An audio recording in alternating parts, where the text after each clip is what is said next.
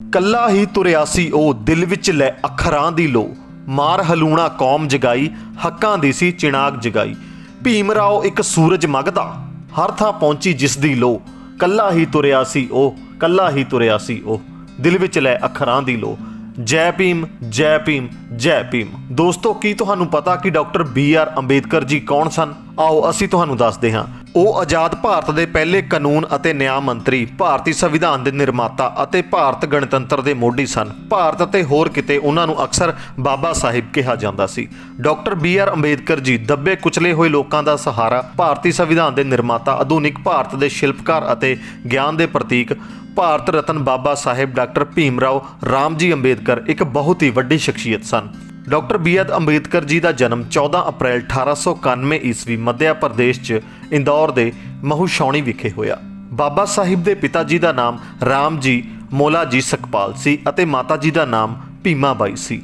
ਬਾਬਾ ਸਾਹਿਬ ਦੇ ਪਿਤਾ ਜੀ ਫੌਜ ਵਿੱਚ ਇੱਕ ਸੂਬੇਦਾਰ ਸਨ ਅਤੇ ਅੰਬੇਦਕਰ ਜੀ ਦੀ ਉਮਰ ਉਦੋਂ ਸਿਰਫ 5 ਸਾਲਾਂ ਦੀ ਸੀ ਜਦੋਂ ਉਹਨਾਂ ਦੇ ਮਾਤਾ ਜੀ ਦੀ 1891 ਵਿੱਚ ਮੌਤ ਹੋ ਗਈ ਸੀ। ਅੰਬੇਦਕਰ ਜੀ ਮਹਾਰ ਜਾਤੀ ਨਾਲ ਸੰਬੰਧ ਰੱਖਦੇ ਸਨ ਜੋ ਕਿ ਇੱਕ ਅਛੂਤ ਜਾਤੀ ਮੰਨੀ ਜਾਂਦੀ ਸੀ। ਅੰਬੇਦਕਰ ਜੀ ਦੇ ਪੂਰਵਜਾਂ ਨੇ ਬ੍ਰਿਟਿਸ਼ ਈਸਟ ਇੰਡੀਆ ਕੰਪਨੀ ਦੀ ਫੌਜ ਲਈ ਲੰਬੇ ਸਮੇਂ ਤੋਂ ਕੰਮ ਕੀਤਾ ਸੀ ਅਤੇ ਉਸ ਦੇ ਪਿਤਾ ਨੇ ਮਹਾਊਸ਼ੌਣੀ ਵਿੱਚ ਬਰਤਾਨਵੀ ਭਾਰਤੀ ਫੌਜ ਵਿੱਚ ਨੌਕਰੀ ਕੀਤੀ ਸੀ। ਭਾਵੇਂ ਕਿ ਉਹ ਸਕੂਲ ਗਏ ਸਨ, ਪਰ ਅੰਬੇਦਕਰ ਅਤੇ ਹੋਰ ਅਛੂਤ ਬੱਚਿਆਂ ਨੂੰ ਅਲੱਗ-ਅਲੱਗ ਕੀਤਾ ਗਿਆ ਸੀ ਅਤੇ ਅਧਿਆਪਕਾਂ ਨੇ ਉਹਨਾਂ ਵੱਲ ਬਹੁਤ ਹੀ ਘੱਟ ਧਿਆਨ ਦਿੱਤਾ ਸੀ। ਤੁਹਾਨੂੰ ਇਹ ਵੀ ਦੱਸ ਦਿੱਤਾ ਜਾਵੇ ਕਿ ਉਹਨਾਂ ਨੂੰ ਕਲਾਸ ਦੇ ਅੰਦਰ ਬੈਠਣ ਦੀ ਵੀ ਆਗਿਆ ਨਹੀਂ ਦਿੱਤੀ ਜਾਂਦੀ ਸੀ ਅਤੇ ਜਦੋਂ ਉਹਨਾਂ ਨੇ ਪਾਣੀ ਵੀ ਪੀਣਾ ਹੁੰਦਾ ਸੀ ਤਾਂ ਕਿਸੇ ਉੱਚ ਜਾਤੀ ਦੇ ਵਿਅਕਤੀ ਵੱਲੋਂ ਉਚਾਈ ਤੋਂ ਪਾਣੀ ਡੋਲਿਆ ਜਾਂਦਾ ਸੀ ਕਿਉਂਕਿ ਉਹਨਾਂ ਨੂੰ ਪਾਣੀ ਜਾਂ ਪਾਣੀ ਵਾਲੇ ਭਾਂਡੇ ਨੂੰ ਛੂਹਣ ਦੀ ਇਜਾਜ਼ਤ ਤੱਕ ਨਹੀਂ ਸੀ। ਇਹ ਕੰਮ ਆਮ ਤੌਰ ਤੇ ਸਕੂਲ ਦੇ ਚਪੜਾਸੀ ਦੁਆਰਾ ਅੰਬੇਦਕਰ ਲਈ ਕੀਤਾ ਜਾਂਦਾ ਸੀ ਅਤੇ ਜਦੋਂ ਚਪੜਾਸੀ ਮੌਜੂਦ ਨਹੀਂ ਹੁੰਦਾ ਸੀ ਤਾਂ ਉਹਨਾਂ ਨੂੰ ਬਿਨਾਂ ਪਾਣੀ ਪੀਤੇ ਹੀ ਜਾਣਾ ਪੈਂਦਾ ਸੀ। ਸ਼੍ਰੀ ਰਾਮਜੀ ਸਕਪਾਲ 1894 ਵਿੱਚ ਸੇਵਾ ਮੁਕਤ ਹੋ ਗਏ ਅਤੇ 2 ਕੁ ਸਾਲ ਬਾਅਦ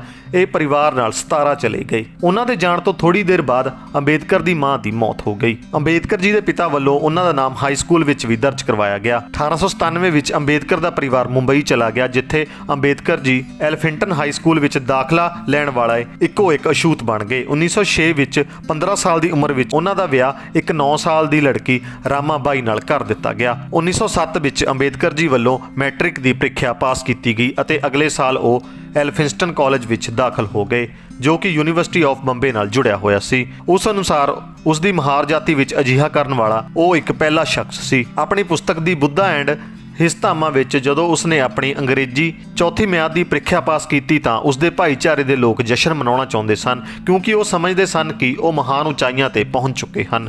ਕਮਿਊਨਿਟੀ ਦੁਆਰਾ ਉਸ ਦੀ ਸਫਲਤਾ ਦਾ ਜਸ਼ਨ ਮਨਾਉਣ ਲਈ ਇੱਕ ਜਨਤਕ ਸਮਾਰੋਹ ਮਨਾਇਆ ਗਿਆ ਸੀ ਅਤੇ ਇਸ ਮੌਕੇ ਤੇ ਉਹਨਾਂ ਨੂੰ ਦਾਦਾ ਕੈਲੂਸਕਰ ਲੇਖਕ ਅਤੇ ਪਰਿਵਾਰ ਦੇ ਇੱਕ ਮਿੱਤਰ ਨੇ ਬੁੱਧ ਦੀ ਜੀਵਨੀ ਪੇਸ਼ ਕੀਤੀ। 1912 ਤੱਕ ਉਹਨਾਂ ਨੇ ਬੰਬਈ ਯੂਨੀਵਰਸਿਟੀ ਤੋਂ ਅਰਥ ਸ਼ਾਸਤਰ ਅਤੇ ਰਾਜਨੀਤੀ ਵਿਗਿਆਨ ਵਿੱਚ ਆਪਣੀ ਡਿਗਰੀ ਪ੍ਰਾਪਤ ਕੀਤੀ ਅਤੇ ਬੜੌਦਾ ਰਾਜ ਸਰਕਾਰ ਨਾਲ ਰੁਜ਼ਗਾਰ ਲਈ ਤਿਆਰ ਹੋ ਗਏ।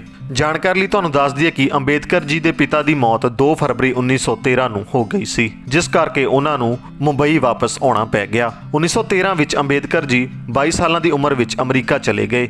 ਉਹਨਾਂ ਨੂੰ CIGO ਗਾਇਕਵਾੜ ਦੁਆਰਾ ਸਥਾਪਿਤ ਕੀਤੀ ਗਈ ਸਕੀਮ ਦੇ ਤਹਿਤ 3 ਸਾਲਾਂ ਲਈ ਬੜੌਦਾ ਸਟੇਟ ਸਕਾਲਰਸ਼ਿਪ ਨਾਲ ਸਨਮਾਨਿਤ ਕੀਤਾ ਗਿਆ ਸੀ ਜਿਸ ਨੂੰ ਨਿਊਯਾਰਕ ਸਿਟੀ ਵਿੱਚ ਕੋਲੰਬੀਆ ਯੂਨੀਵਰਸਿਟੀ ਵਿੱਚ ਪੋਸਟ ਗ੍ਰੈਜੂਏਟ ਸਿੱਖਿਆ ਲਈ ਮੌਕੇ ਪ੍ਰਦਾਨ ਕਰਨ ਲਈ ਤਿਆਰ ਕੀਤਾ ਗਿਆ ਸੀ। ਉੱਥੇ ਪਹੁੰਚਣ ਤੋਂ ਬਾਅਦ ਉਹ ਲਿਵਿੰਗਸਟਨ ਹਾਲ ਦੇ ਕਮਰਿਆਂ ਵਿੱਚ ਨਾਵਲ ਪਠਨਾ ਨਾਂ ਦਾ ਇੱਕ ਪਾਰਸੀ ਸੀ ਜੋ ਜ਼ਿੰਦਗੀ ਭਰ ਦਾ ਮਿੱਤਰ ਸੀ ਨਾਲ ਸੈਟਲ ਹੋ ਗਿਆ। ਉਸਨੇ ਜੂਨ 1915 ਵਿੱਚ MA ਦੀ ਪ੍ਰੀਖਿਆ ਪਾਸ ਕੀਤੀ ਅਤੇ ਅਰਥ ਸ਼ਾਸਤਰ, ਸਮਾਜ ਸ਼ਾਸਤਰ, ਇਤਿਹਾਸ, ਦਰਸ਼ਨ ਅਤੇ ਮਾਨਵ ਸ਼ਾਸਤਰ ਦੇ ਹੋਰ ਵਿਸ਼ਿਆਂ ਵਿੱਚ ਮਹਾਰਤ ਹਾਸਲ ਕੀਤੀ। ਉਹਨਾਂ ਨੇ ਇੱਕ ਥੀਮਸ ਪ੍ਰਾਚੀਨ ਭਾਰਤੀ ਵਪਾਰ ਪੇਸ਼ ਕੀਤੀ। ਅੰਬੇਦਕਰ ਜੌਨ ਡੇਵੀ ਅਤੇ ਲੋਕਤੰਤਰ ਤੇ ਉਹਨਾਂ ਦੇ ਕੰਮ ਦੁਆਰਾ ਬਹੁਤ ਹੀ ਪ੍ਰਭਾਵਿਤ ਹੋਏ ਸਨ।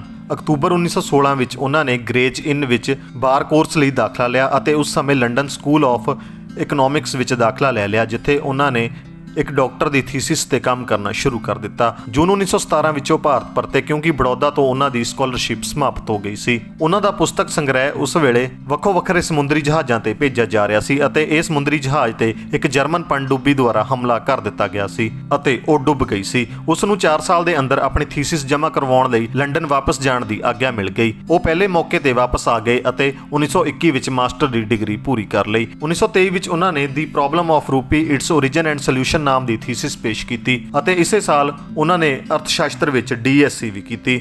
ਉਹਨਾਂ ਨੂੰ ਤੀਜੀ ਅਤੇ ਚੌਥੀ ਡਾਕਟਰੀ LLD ਕੋਲੰਬੀਆ ਅਤੇ 1952 ਵਿੱਚ ਡੀਲਿਟ ਉਸਮਾਨੀਆ 1953 ਨੂੰ ਸਨਮਾਨਿਤ ਕੀਤਾ ਗਿਆ। ਅੰਬੇਦਕਰ ਸਾਹਿਬ ਜੀ ਨੇ ਦੇਸ਼ ਵਿੱਚ ਫੈਲ ਰਹੀ ਛੂਆਛੂਤ ਖਿਲਾਫ ਵੀ ਪ੍ਰਣ ਲਿਆ ਅਤੇ ਕਿਹਾ ਕਿ ਮੈਂ ਉਦੋਂ ਤੱਕ ਚੈਨ ਨਾਲ ਨਹੀਂ ਬੈਠਾਂਗਾ ਜਦੋਂ ਤੱਕ ਮੈਂ ਇਸ ਅਛੂਤ ਸਮਾਜ ਦੀਆਂ ਮੁਸ਼ਕਿਲਾਂ ਨੂੰ ਖਤਮ ਨਹੀਂ ਕਰ ਦਿੰਦਾ।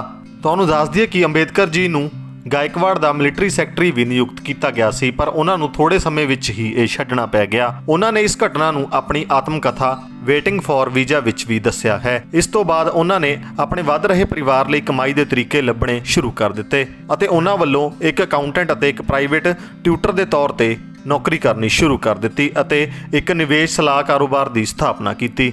ਪਰੰਤੂ ਜਦੋਂ ਉਹਨਾਂ ਦੇ ਗ੍ਰਾਹਕਾਂ ਨੇ ਇਹ ਜਾਣਿਆ ਕਿ ਉਹ ਅਛੂਤ ਹੈ ਤਾਂ ਉਹ ਇਸ ਵਿੱਚ ਅਸਫਲ ਹੋ ਗਏ। ਸੰਨ 1918 ਵਿੱਚ ਉਹ ਮੁੰਬਈ ਦੇ Sydenham college of commerce and economics ਵਿੱਚ ਸਿਆਸੀ ਆਰਥਿਕਤਾ ਦੇ ਪ੍ਰੋਫੈਸਰ ਬਣ ਗਏ। ਹਾਲਾਂਕਿ ਵਿਦਿਆਰਥੀਆਂ ਨੂੰ ਉਹਨਾਂ ਨਾਲ ਕੋਈ ਦਿੱਕਤ ਨਹੀਂ ਸੀ, ਪਰੰਤੂ ਦੂਜੇ ਪ੍ਰੋਫੈਸਰਾਂ ਨੇ ਉਹਨਾਂ ਨਾਲ ਪੀਣ ਵਾਲੇ ਪਾਣੀ ਦਾ ਇੱਕ ਜੱਗ ਸਾਂਝਾ ਕਰਨ ਤੇ ਵੀ ਇਤਰਾਜ਼ ਕੀਤਾ। ਅੰਬੇਦਕਰ ਜੀ ਨੂੰ ਸਾਊਥ ਬੋਰੋ ਕਮੇਟੀ, ਜੋ ਕਿ ਭਾਰਤ ਸਰਕਾਰ ਐਕਟ 1919 ਦੀ ਤਿਆਰੀ ਕਰ ਰਹੀ ਸੀ, ਦੇ ਸਾਹਮਣੇ ਗਵਾਹੀ ਦੇਣ ਲਈ ਵੀ ਬੁਲਾਇਆ ਗਿਆ ਸੀ ਅਤੇ ਇਸ ਸੁਣਵਾਈ ਤੇ ਅੰਬੇਦਕਰ ਜੀ ਨੇ ਅਛੂਤਾਂ ਅਤੇ ਹੋਰ ਧਾਰਮਿਕ ਭਾਈਚਾਰਿਆਂ ਵੱਲੋਂ ਵੱਖਰੇ ਚੋਣ ਹਲਕਾ ਅਤੇ ਰਾਖਵੇਂ ਕਰਨ ਲਈ ਵੀ ਦਲੀਲ ਦਿੱਤੀ। 1920 ਵਿੱਚ ਉਹਨਾਂ ਨੇ ਕੋਲਪੁਰ ਦੇ ਸ਼ਾਹੂ ਚੌਥੇ ਦੀ ਸਹਾਇਤਾ ਨਾਲ ਮੁੰਬਈ ਵਿੱਚ ਹਫ਼ਤਾਵਾਰੀ ਮੂਕ ਨਾਇਕ ਦਾ ਪ੍ਰਕਾਸ਼ਨ ਵੀ ਸ਼ੁਰੂ ਕੀਤਾ। ਅੰਬੇਦਕਰ ਜੀ ਨੇ ਕਾਨੂੰਨੀ ਪੇਸ਼ੇਵਰ ਵਜੋਂ ਕੰਮ ਕਰਨਾ ਸ਼ੁਰੂ ਕੀਤਾ ਅਤੇ 1926 ਵਿੱਚ ਉਹਨਾਂ ਨੇ 3 ਗੈਰ ਬ੍ਰਾਹਮਣ ਆਗੂਆਂ ਦੀ ਸਫਲਤਾ ਨਾਲ ਬਚਾਅ ਕੀਤੀ, ਜਿਨ੍ਹਾਂ ਨੇ ਬ੍ਰਾਹਮਣਾਂ ਨੇ ਭਾਰਤ ਨੂੰ ਬਰਬਾਦ ਕਰਨ ਦਾ ਦੋਸ਼ ਅਤੇ ਬਾਅਦ ਵਿੱਚ ਉਹਨਾਂ ਤੇ ਬਦਨਾਮੀ ਲਈ ਮੁਕੱਦਮਾ ਚਲਾਇਆ ਗਿਆ ਸੀ। ਧਨੰਜੇ ਕੀਰ ਨੇ ਨੋਟ ਕੀਤਾ ਕਿ ਇਹ ਜਿੱਤ ਸਮਾਜਿਕ ਅਤੇ ਵਿਅਕਤੀਗਤ ਤੌਰ ਤੇ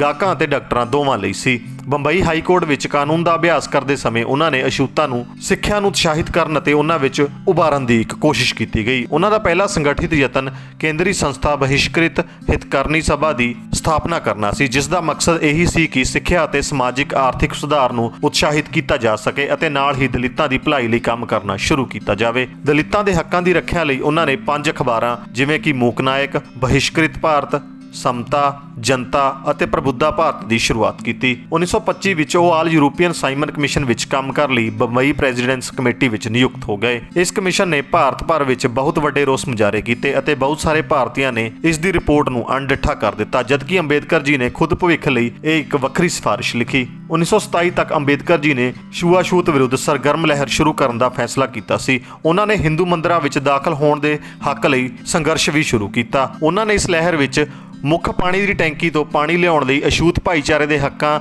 ਦੇ ਲੜਨ ਲਈ ਅਤੇ ਮਹਾਰ ਜਾਤੀ ਸੱਤਿਆਗ੍ਰਹਿ ਦੇ ਲਈ ਇਹ ਕੰਮ ਕਰਨੇ ਸ਼ੁਰੂ ਕਰ ਦਿੱਤੇ। 1927 ਦੇ ਅਖੀਰ ਵਿੱਚ ਇੱਕ ਸੰਮੇਲਨ ਵਿੱਚ ਅੰਬੇਦਕਰ ਨੇ ਜਾਤੀਗਤ ਭੇਦਭਾਵ ਅਤੇ ਛੂਆਛੂਤ ਲਈ ਵਿਚਾਰਧਾਰਾ ਨੂੰ ਸਹੀ ਠਹਿਰਾਉਣ ਲਈ ਕਲਾਸਿਕ ਹਿੰਦੂ ਪਾਠ ਮਨੂ ਸਮ੍ਰਿਤੀ ਨੂੰ ਜਨਤਕ ਤੌਰ ਤੇ ਨਿੰਦਾ ਕੀਤੀ ਅਤੇ ਉਸਨੇ ਰਸਮੀ ਰੂਪ ਵਿੱਚ ਪ੍ਰਾਚੀਨ ਲਿਖਤਾਂ ਦੀਆਂ ਕਾਪੀਆਂ ਵੀ ਸਾੜ ਦਿੱਤੀਆਂ। 25 ਦਸੰਬਰ 1927 ਨੂੰ ਉਹਨਾਂ ਨੇ ਮਨੂ ਸਮ੍ਰਿਤੀ ਦੀਆਂ ਕਾਪੀਆਂ ਸਾੜਨ ਲਈ ਹਜ਼ਾਰਾਂ ਪੈਰੋਕਾਰਾਂ ਦੀ ਅਗਵਾਈ ਕੀਤੀ। ਇਸ ਤਰ੍ਹਾਂ ਹਰ ਸਾਲ 25 ਦਸੰਬਰ ਨੂੰ ਮਨੂ ਸਮ੍ਰਿਤੀ ਦਹਨ ਦਿਵਸ ਦੇ ਤੌਰ ਤੇ ਅੰਬੇਦਕਰਤਾ ਅਤੇ ਦਲਿਤਾਂ ਦੁਆਰਾ ਮਨਾਇਆ ਜਾਂਦਾ ਹੈ। 1930 ਵਿੱਚ ਅੰਬੇਦਕਰ ਜੀ ਨੇ 3 ਮਹੀਨਿਆਂ ਦੀ ਤਿਆਰੀ ਪਿੱਛੋਂ ਕਾਲਰਾਮ ਮੰਦਰ ਅੰਦੋਲਨ ਸ਼ੁਰੂ ਕੀਤਾ। ਕਾਲਰਾਮ ਮੰਦਰ ਸੱਤਿਆਗ੍ਰਹਿ ਵਿਖੇ 15,000 ਵਲੰਟੀਅਰ ਨਾਸਿਕ ਦੀ ਸਭ ਤੋਂ ਵੱਡੀ ਮੁਹਿੰਮ ਵਿੱਚ ਇਕੱਠੇ ਹੋਏ। ਦੋਸਤੋ, ਹੁਣ ਅਸੀਂ ਤੁਹਾਨੂੰ ਅੰਬੇਦਕਰ ਜੀ ਦੇ ਪੂਨਾ ਪੈਕਟ ਬਾਰੇ ਦੱਸਾਂਗੇ, ਜੋ ਕਿ ਮਹਾਤਮਾ ਗਾਂਧੀ ਅਤੇ ਡਾਕਟਰ ਭੀਮ ਰਾਓ ਅੰਬੇਦਕਰ ਜੀ ਦੇ ਵਿਚਕਾਰ ਹੋਇਆ ਸੀ। 1932 ਵਿੱਚ ਬ੍ਰਿਟਿਸ਼ ਨੇ ਕਮਿਊਨਲ ਅਵਾਰਡ ਵਿੱਚ ਦੱਬੇ ਵਰਗਾਂ ਲਈ ਇੱਕ ਵੱਖਰੇ ਚੋਣ ਹਲਕੇ ਦੀ ਸਥਾਪਨਾ ਦਾ ਐਲਾਨ ਕੀਤਾ, ਜਿਸ ਦਾ ਕਿ ਗਾਂਧੀ ਨੇ ਅਛੂਤਾਂ ਲਈ ਇੱਕ ਵੱਖਰੇ ਚੋਣ ਹਲਕੇ ਦਾ ਜ਼ੋਰਦਾਰ ਵਿਰੋਧ ਕੀਤਾ ਗਿਆ ਅਤੇ ਕਿਹਾ ਕਿ ਉਹ ਡਰਦਾ ਸੀ ਕਿ ਅਜਿਹੀ ਵਿਵਸਥਾ ਨਾਲ ਹਿੰਦੂ ਭਾਈਚਾਰੇ ਨੂੰ ਵੰਡਿਆ ਜਾ ਸਕਦਾ ਹੈ। ਪੂਨੇ ਦੇ ਯਰਵਦਾ ਕੇਂਦਰੀ ਜੇਲ੍ਹ 'ਚ ਕੈਦ ਹੋਣ ਤੇ ਗਾਂਧੀ ਨੇ ਰੋਸ ਪ੍ਰਗਟ ਕੀਤਾ। ਜਲਦ ਹੀ ਕਾਂਗਰਸ ਦੇ ਸਿਆਸਤਦਾਨਾਂ ਅਤੇ ਕਾਰਕੁਨ ਜਿਵੇਂ ਕਿ ਮਦਨ ਮੋਹਨ ਮਾਲਵੀਆ ਅਤੇ ਪਾਲਵਣਕਾਰ ਬਾਲੂ ਨੇ ਯਰਵਾੜਾ ਵਿਖੇ ਅੰਬੇਦਕਰ ਅਤੇ ਉਸਦੇ ਸਮਰਥਕਾਂ ਨਾਲ ਇੱਕ ਮੀਟਿੰਗ ਸਾਂਝੀ ਕੀਤੀ। 25 ਸਤੰਬਰ 1932 ਨੂੰ ਪੂਨਾ ਪੈਕਟ ਨਾਮ ਦੇ ਸਮਝੌਤੇ ਤੇ ਅੰਬੇਦਕਰ, ਜੋ ਕਿ ਹਿੰਦੂਆਂ ਵਿੱਚ ਦੱਬੇ ਕੁਚਲੇ ਲੋਕਾਂ ਵੱਲੋਂ, ਅਤੇ ਮਦਨ ਮੋਹਨ ਮਾਲਵੀਆ, ਜੋ ਕਿ ਦੂਜੇ ਹਿੰਦੂਆਂ ਵੱਲੋਂ ਵਿਚਕਾਰ ਹਸਤਾਖਰ ਕੀਤੇ ਗਏ ਸਨ। ਸਮਝੌਤੇ ਨੇ ਆਮ ਚੋਣ ਹਲਕੇ ਦੇ ਅੰਦਰ ਅਸਥਾਈ ਵਿਧਾਇਕਾਂ ਵਿੱਚ ਦੱਬੇ ਕੁਚਲੇ ਲੋਕਾਂ ਲਈ ਰਾਖਵੀਆਂ ਸੀਟਾਂ ਦਿੱਤੀਆਂ। ਸਮਝੌਤੇ ਦੇ ਕਾਰਨ ਕੁਚਲੇ ਲੋਕਾਂ ਨੂੰ ਬ੍ਰਿਟੇਨ ਦੇ ਪ੍ਰਧਾਨ ਮੰਤਰੀ ਰਾਮਸੇ ਮੈਕਡੋਨਾਲਡ ਦੁਆਰਾ ਪ੍ਰਸਤਾਵਿਤ ਕਮਿਊਨਲ ਅਵਾਰਡ ਵਿੱਚ ਨਿਰਧਾਰਿਤ ਕੀਤੇ ਗਏ 71 ਦੇ ਬਜਾਏ ਵਿਧਾਨ ਸਭਾ ਵਿੱਚ 148 ਸੀਟਾਂ ਪ੍ਰਾਪਤ ਹੋਈਆਂ, ਜਿਨ੍ਹਾਂ ਨੂੰ ਬਾਅਦ ਵਿੱਚ ਭਾਰਤ ਐਕਟ 1935 ਅਧੀਨ ਅਤੇ 1950 ਦੇ ਬਾਅਦ ਦੇ ਭਾਰਤੀ ਸੰਵਿਧਾਨ ਅਨੁਸਾਰ ਅਨੁਸੂਚਿਤ ਜਾਤੀ ਅਤੇ ਅਨੁਸੂਚਿਤ ਜਨਜਾਤੀ ਕਿਹਾ ਗਿਆ ਹੈ। ਪੂਨਾ ਸਮਝੌਤੇ ਵਿੱਚ ਇੱਕ ਇਕਜੁੱਟ ਵੋਟਰਾਂ ਦਾ ਸਿਧਾਂਤ ਤੌਰ ਤੇ ਗਠਨ ਕੀਤਾ ਗਿਆ ਸੀ, ਪਰ ਪ੍ਰਾਇਮਰੀ ਤੇ ਸੈਕੰਡਰੀ ਚੋਣਾਂ ਵਿੱਚ ਅਛੂਤ ਪ੍ਰਕਿਰਿਆ ਆਪਣੇ ਹੀ ਉਮੀਦਵਾਰਾਂ ਦੀ ਚੋਣ ਕਰਨ ਲਈ ਵਰਤੀ ਗਈ। ਦੋਸਤੋ, ਤੁਹਾਨੂੰ ਦੱਸ ਦਈਏ ਕਿ ਕਸਤੂਰਬਾ ਗਾਂਧੀ ਵੱਲੋਂ ਵੀ ਅੰਬੇਦਕਰ ਜੀ ਦੇ ਸਾਹਮਣੇ ਮਹਾਤਮਾ ਗਾਂਧੀ ਦੇ ਜੀਵਨ ਦੀ ਭੀਖ ਮੰਗੀ ਗਈ ਸੀ। ਹਾਲਾਂਕਿ ਸਾਨੂੰ ਇਸ ਦੀ ਪੁਸ਼ਟੀ ਨਹੀਂ ਮਿਲੀ। ਤੁਹਾਨੂੰ ਦੱਸ ਦਈਏ ਕਿ ਅੰਬੇਦਕਰ ਜੀ ਦੇਸ਼ ਦੇ ਪਹਿਲੇ ਕਾਨੂੰਨ ਮੰਤਰੀ ਵੀ ਬਣੇ ਅਤੇ ਉਹ ਅਕਸਰ ਆਪਣੇ ਪੈਰੋਕਾਰਾਂ ਨੂੰ ਕਿਹਾ ਕਰਦੇ ਸੀ ਕਿ ਮੈਂ ਇਹ ਕਰਾਵਾ ਬੜੀ ਮੁਸ਼ਕਿਲ ਨਾਲ ਇੱਥੇ ਲੈ ਕੇ ਆਇਆ ਹਾਂ, ਜੇ ਤੁਸੀਂ ਇਸ ਨੂੰ ਅੱਗੇ ਨਹੀਂ ਲਿਜਾ ਸਕਦੇ ਤਾਂ ਇਸ ਨੂੰ ਪਿੱਛੇ ਵੱਲ ਵੀ ਨਾ ਜਾਣ ਦਿਓ। ਅੰਬੇਦਕਰ ਜੀ ਇਹ ਵੀ ਕਿਹਾ ਕਰਦੇ ਸੀ ਕਿ ਰਾਜਾ ਬਣਨ ਲਈ ਰਾਣੀ ਦੇ ਪੇਟ ਦੀ ਲੋੜ ਨਹੀਂ ਹੁੰਦੀ, ਤੁਹਾਡੀ ਵੋਟ ਦੀ ਲੋੜ ਹੁੰਦੀ ਹੈ। ਦੋਸਤੋ, ਹੁਣ ਤੁਹਾਨੂੰ ਅਸੀਂ ਅੰਬੇਦਕਰ ਜੀ ਦੇ ਸਿਆਸੀ ਰਾਹ ਬਾਰੇ ਜਾਣਕਾਰੀ ਦੇਵਾਂਗੇ। 1935 ਵਿੱਚ ਅੰਬੇਦਕਰ ਜੀ ਨੂੰ ਸਰਕਾਰੀ ਲਾਅ ਕਾਲਜ ਬੰਬਈ ਦਾ ਪ੍ਰਿੰਸੀਪਲ ਨਿਯੁਕਤ ਕੀਤਾ ਗਿਆ ਸੀ ਅਤੇ ਉਹ 2 ਸਾਲ ਤੱਕ ਇਸ ਪਦ ਤੇ ਰਹੇ। ਉਹਨਾਂ ਨੇ ਰਾਮਜੇਸ ਕਾਲਜ, ਦਿੱਲੀ ਯੂਨੀਵਰਸਿਟੀ ਦੇ ਸੰਸਥਾਪਕ ਰਾਏ ਕੇਦਾਰਨਾਥ ਦੀ ਮੌਤ ਤੋਂ ਬਾਅਦ ਇਸ ਕਾਲਜ ਦੇ ਗਵਰਨਿੰਗ ਬੋਡੀ ਦੇ ਚੇਅਰਮੈਨ ਦੇ ਤੌਰ ਤੇ ਵੀ ਕੰਮ ਕੀਤਾ। ਬੰਬਈ ਵਿੱਚ ਰਹਿੰਦੇ ਅੰਬੇਦਕਰ ਜੀ ਨੇ ਇੱਕ ਘਰ ਦੀ ਉਸਾਰੀ ਦਾ ਵੀ ਕੰਮ ਸੰਭਾਲਿਆ ਅਤੇ 50,000 ਤੋਂ ਵੱਧ ਕਿਤਾਬਾਂ ਵਾਲੀ ਆਪਣੀ ਨਿੱਜੀ ਲਾਇਬ੍ਰੇਰੀ ਵੀ ਰੱਖੀ। ਉਸੇ ਸਾਲ ਇੱਕ ਲੰਬੀ ਬਿਮਾਰੀ ਦੇ ਕਾਰਨ ਉਹਨਾਂ ਦੀ ਪਤਨੀ ਰਾਮਾਬਾਈ ਦੀ ਮੌਤ ਹੋ ਗਈ ਸੀ। 1936 ਵਿੱਚ ਅੰਬੇਦਕਰ ਜੀ ਨੇ ਸੁਤੰਤਰ ਲੇਬਰ ਪਾਰਟੀ ਦੀ ਸਥਾਪਨਾ ਕੀਤੀ, ਜਿਸ ਨੇ 1937 ਦੀਆਂ ਬੰਬਈ ਚੋਣਾਂ ਨੂੰ 13 ਆਜ਼ਾਦ ਅਤੇ 4 ਆਮ ਸੀਟਾਂ ਲਈ ਕੇਂਦਰੀ ਵਿਧਾਨ ਸਭਾ ਲਈ ਚੁਣੌਤੀ ਦਿੱਤੀ ਗਈ ਸੀ, ਜਿਸ ਵਿੱਚ 11 ਅਤੇ 3 ਸੀਟਾਂ ਸੁਰੱਖਿਅਤ ਰੱਖੀਆਂ ਗਈਆਂ ਸਨ। ਅੰਬੇਦਕਰ ਬੰਬਈ ਵਿਧਾਨ ਸਭਾ ਦੇ ਵਿਧਾਇਕ MLA ਦੇ ਤੌਰ ਤੇ ਵੀ ਚੁਣੇ ਗਏ। ਅੰਬੇਦਕਰ ਜੀ ਨੇ 15 ਮਈ 1936 ਵਿੱਚ ਆਪਣੀ ਇੱਕ ਪੁਸਤਕ ਜਾਤ-ਪਾਤ ਦਾ ਬੀਜ ਨਾਸ਼ ਵੀ ਪ੍ਰਕਾਸ਼ਿਤ ਕੀਤੀ। ਇਸ ਨੇ ਹਿੰਦੂ ਪੁਰਾਤਨ ਧਾਰਮਿਕ ਆਗੂਆਂ ਅਤੇ ਜਾਤ ਪ੍ਰਣਾਲੀ ਦੀ ਜ਼ੋਰਦਾਰ ਤਰੀਕੇ ਨਾਲ ਆਲੋਚਨਾ ਕੀਤੀ ਅਤੇ ਇਸ ਵਿੱਚ ਗਾਂਧੀ ਦਾ ਤਾੜਨਾ ਵਿਸ਼ਾ ਵੀ ਸ਼ਾਮਿਲ ਕੀਤਾ ਗਿਆ। ਬਾਅਦ ਵਿੱਚ 1955 ਵਿੱਚ ਇੱਕ BBC ਇੰਟਰਵਿਊ ਵਿੱਚ ਉਹਨਾਂ ਨੇ ਗਾਂਧੀ ਤੇ ਗੁਜਰਾਤੀ ਭਾਸ਼ਾ ਦੇ ਕਾਗਜ਼ਾਂ ਵਿੱਚ ਜਾਤੀਵਾਦ ਦੇ ਸਮਰਥਨ ਵਿੱਚ ਅਤੇ ਅੰਗਰੇਜ਼ੀ ਭਾਸ਼ਾ ਦੇ ਕਾਗਜ਼ਾਂ ਵਿੱਚ ਇਸ ਦੇ ਵਿਰੋਧ ਵਿੱਚ ਲਿਖਣ ਦਾ ਦੋਸ਼ ਲਾਇਆ। ਤੁਹਾਨੂੰ ਦੱਸ ਦਈਏ ਕਿ ਅੰਬੇਦਕਰ ਜੀ 2 ਵਾਰ ਸੰਸਦ ਦੇ ਮੈਂਬਰ ਵੀ ਚੁਣੇ ਗਏ ਅਤੇ ਰਾਜ ਸਭਾ, ਭਾਰਤੀ ਸੰਸਦ ਦੇ ਉੱਪਰਲੇ ਸਦਨ ਵਿੱਚ ਬੰਬਈ ਸਟੇਟ ਦੀ ਨੁਮਾਇੰਦਗੀ ਵੀ ਕਰਦੇ ਸਨ। ਉਹਨਾਂ ਦਾ ਰਾਜ ਸਭਾ ਦੇ ਮੈਂਬਰ ਦੇ ਰੂਪ ਵਿੱਚ ਪਹਿਲਾ ਕਾਰਜਕਾਲ 3 ਅਪ੍ਰੈਲ 1952 ਅਤੇ 2 ਅਪ੍ਰੈਲ 1956 ਦੇ ਵਿਚਕਾਰ ਸੀ ਅਤੇ ਦੂਜਾ ਕਾਰਜਕਾਲ 3 ਅਪ੍ਰੈਲ 1956 ਤੋਂ 2 ਅਪ੍ਰੈਲ 1962 ਤੱਕ ਹੋਣ ਵਾਲਾ ਸੀ, ਪਰ ਮਿਆਦ ਦੀ ਸਮਾਪਤੀ ਤੋਂ ਪਹਿਲਾਂ ਹੀ 6 ਦਸੰਬਰ 1956 ਨੂੰ ਉਹਨਾਂ ਦੀ ਮੌਤ ਹੋ ਗਈ ਸੀ। ਅੰਬੇਦਕਰ ਜੀ ਨੇ ਬੰਬਈ ਨਾਰਥ ਵਿੱਚ ਪਹਿਲੀ ਭਾਰਤੀ ਆਮ ਚੋਣ ਵਿੱਚ ਚੋਣ ਲੜੀ, ਪਰ ਉਹ ਆਪਣੇ ਸਾਬਕਾ ਸਹਾਇਕ ਅਤੇ ਕਾਂਗਰਸ ਪਾਰਟੀ ਦੇ ਉਮੀਦਵਾਰ ਸਾਡੋਬਾ ਕਾਜਰੋਲਕਰ ਤੋਂ ਹਾਰ ਗਏ ਅਤੇ ਉਹਨਾਂ ਨੇ ਫਿਰ 1954 ਦੇ ਭੰਡਾਰਾ ਤੋਂ ਉਪ ਚੋਣ ਵਿੱਚ ਲੋਕ ਸਭਾ ਵਿੱਚ ਦਾਖਲ ਹੋਣ ਦੀ ਵੀ ਕੋਸ਼ਿਸ਼ ਕੀਤੀ, ਪਰ ਕਾਂਗਰਸ ਪਾਰਟੀ ਜਿੱਤ ਗਈ। 1957 ਵਿੱਚ ਦੂਜੀ ਆਮ ਚੋਣਾਂ ਦੇ ਸਮੇਂ ਵਿੱਚ ਅੰਬੇਦਕਰ ਦੀ ਮੌਤ ਹੋ ਗਈ ਸੀ। ਦੋਸਤੋ, ਤੁਹਾਨੂੰ ਦੱਸ ਦਈਏ ਕਿ 15 ਅਗਸਤ 1947 ਨੂੰ ਭਾਰਤ ਦੀ ਆਜ਼ਾਦੀ ਬਾਅਦ ਕਾਂਗਰਸ ਦੀ ਅਗਵਾਈ ਵਾਲੀ ਨਵੀਂ ਸਰਕਾਰ ਨੇ ਅੰਬੇਦਕਰ ਨੂੰ ਦੇਸ਼ ਦੇ ਪਹਿਲੇ ਕਾਨੂੰਨ ਅਤੇ ਨਿਆਂ ਮੰਤਰੀ ਵਜੋਂ ਸੇਵਾ ਕਰਨ ਲਈ ਸੱਦਾ ਦਿੱਤਾ, ਜਿਸ ਨੂੰ ਉਹਨਾਂ ਨੇ ਸਵੀਕਾਰ ਕਰ ਲਿਆ ਅਤੇ 29 ਅਗਸਤ ਨੂੰ ਉਹਨਾਂ ਨੂੰ ਸੰਵਿਧਾਨ ਡਰਾਫਟ ਕਮੇਟੀ ਦਾ ਚੇਅਰਮੈਨ ਵੀ ਨਿਯੁਕਤ ਕੀਤਾ ਗਿਆ ਅਤੇ ਭਾਰਤ ਦਾ ਨਵਾਂ ਸੰਵਿਧਾਨ ਲਿਖਣ ਲਈ ਸੰਵਿਧਾਨ ਸਭਾ ਦੁਆਰਾ ਨਿਯੁਕਤ ਕੀਤਾ ਗਿਆ। ਅੰਬੇਦਕਰ ਇੱਕ ਬੁੱਧੀਮਾਨ ਸੰਵਿਧਾਨਕ ਮਾਹਿਰ ਸੀ, ਜਿਨ੍ਹਾਂ ਨੇ 60 ਦੇਸ਼ਾਂ ਦੇ ਸੰਵਿਧਾਨ ਦੀ ਪੜ੍ਹਾਈ ਕੀਤੀ ਹੋਈ ਸੀ।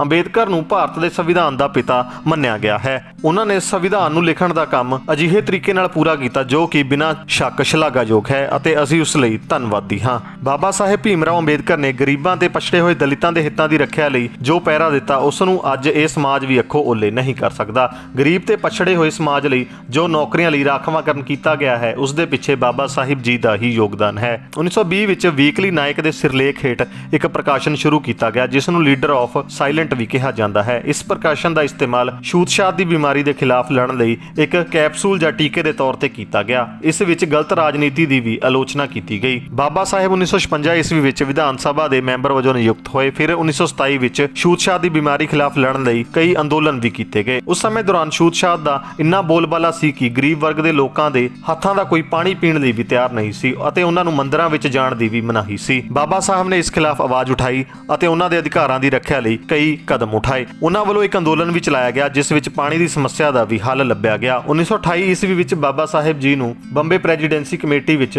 ਸਾਰੇ ਯੂਰਪੀ ਸਾਈਮਨ ਕਮਿਸ਼ਨਾਂ ਵਿੱਚ ਕੰਮ ਕਰਨ ਲਈ ਨਿਯੁਕਤ ਕਰ ਲਿਆ ਗਿਆ। ਬਾਬਾ ਸਾਹਿਬ ਨੇ ਭਾਰਤੀ ਰਾਸ਼ਟਰੀ ਕਾਂਗਰਸ ਤੇ ਇਹਨਾਂ ਦੇ ਲੀਡਰਾਂ ਦੀ ਗਲਤ ਨੀਤੀਆਂ ਦੀ ਵੀ ਆਲੋਚਨਾ ਕੀਤੀ। ਬਾਬਾ ਸਾਹਿਬ ਬ੍ਰਿਟਿਸ਼ ਰਾਜ ਦੀ ਅਸਫਲਤਾ ਤੋਂ ਵੀ ਅਸੰਤੁਸ਼ਟ ਸਨ। ਉਹਨਾਂ ਨੇ ਦਲਿਤ ਸਮਾਜ ਵੀ ਪੜ੍ਹਿਆ ਲਿਖਿਆ ਹੋਵੇ ਦੀ ਗੱਲ ਤੇ ਵੀ ਪੂਰਾ ਪਹਿਰਾ ਦਿੱਤਾ। 1935 ਈਸਵੀ ਵਿੱਚ ਉਹ ਸਰਕਾਰੀ ਲਾਅ ਕਾਲਜ ਵਿੱਚ ਪ੍ਰਿੰਸੀਪਲ ਦੇ ਅਹੁਦੇ ਵਜੋਂ ਵੀ ਚੁਣੇ ਗਏ, ਜਿੱਥੇ ਉਹਨਾਂ ਨੇ 2 ਸਾਲ ਤੱਕ ਪ੍ਰਿੰਸੀਪਲ ਦੇ ਅਹੁਦੇ ਤੇ ਕੰਮ ਕੀਤਾ। ਮੁੰਬਈ ਵਿੱਚ ਰਹਿ ਕੇ ਉਹਨਾਂ ਨੇ ਆਪਣੇ ਇੱਕ ਘਰ ਦਾ ਵੀ ਨਿਰਮਾਣ ਕਰ ਲਿਆ ਸੀ ਅਤੇ ਉਹਨਾਂ ਨੇ ਉੱਥੇ ਲਗਭਗ 50,000 ਕਿਤਾਬਾਂ ਦੀ ਇੱਕ ਲਾਇਬ੍ਰੇਰੀ ਵੀ ਸਥਾਪਿਤ ਕੀਤੀ।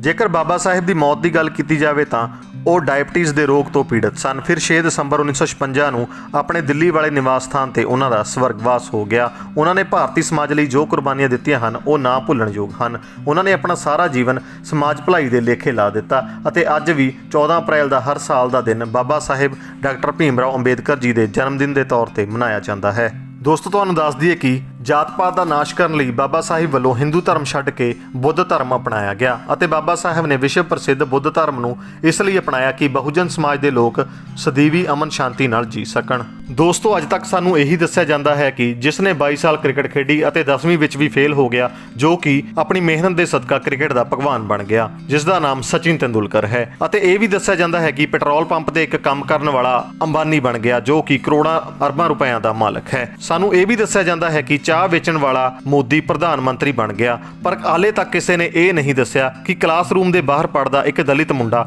ਡਾਕਟਰ ਭੀਮ ਰਾਓ ਅੰਬੇਦਕਰ ਇੱਕ ਦੇਸ਼ ਦੇ ਆਰਕੀਟੈਕਟ, ਸੰਵਿਧਾਨ ਨਿਰਮਾਤਾ ਬਣੇ ਅਤੇ ਇਸ ਸੰਸਾਰ ਵਿੱਚ ਸਭ ਤੋਂ ਵੱਧ ਗਿਆਨ ਦਾ ਪ੍ਰਤੀਕ ਬਣ ਗਿਆ। ਕੁਝ ਲੋਕ ਇਸ ਨੂੰ ਸ਼ੇਅਰ ਕਰਨ ਤੋਂ ਵੀ ਗੁਰੇਜ਼ ਕਰਨਗੇ ਤਾਂ ਜੋ ਉਹਨਾਂ ਦਾ ਅਕਸ ਖਰਾਬ ਨਾ ਹੋਵੇ। ਅੰਤ ਵਿੱਚ ਅਸੀਂ 4 ਲਾਈਨਾਂ ਦੇ ਜ਼ਰੀਏ ਭੀਮ ਰਾਓ ਜੀ ਬਾਰੇ ਦੱਸਣਾ ਚਾਹਾਂਗੇ। ਕੱਲਾ ਹੀ ਤੁਰਿਆ ਸੀ ਉਹ ਦਿਲ ਵਿੱਚ ਲੈ ਅੱਖਰਾਂ ਦੀ ਲੋ, ਕੱਲਾ ਹੀ ਤੁਰਿਆ ਸੀ ਉਹ ਦਿਲ ਵਿੱਚ ਲੈ ਅੱਖਰਾਂ ਦੀ ਲੋ, ਮਾਰ ਹਲੂਣਾ ਕੌਮ ਜਗਾਈ, ਹੱਕਾਂ ਦੀ ਸੀ ਝਿਣਕ ਜਗਾਈ। ਭੀਮ ਰਾਓ ਇੱਕ ਸੂਰਜ ਮਗਦਾ, ਹਰ ਥਾਂ ਪਹੁੰਚੀ ਜਿਸ ਦੀ ਲੋ, ਕੱਲਾ ਹੀ ਤੁਰਿਆ ਸੀ ਉਹ ਦਿਲ ਵਿੱਚ ਲੈ ਅੱਖਰਾਂ ਦੀ ਲੋ। ਧੰਨਵਾਦ।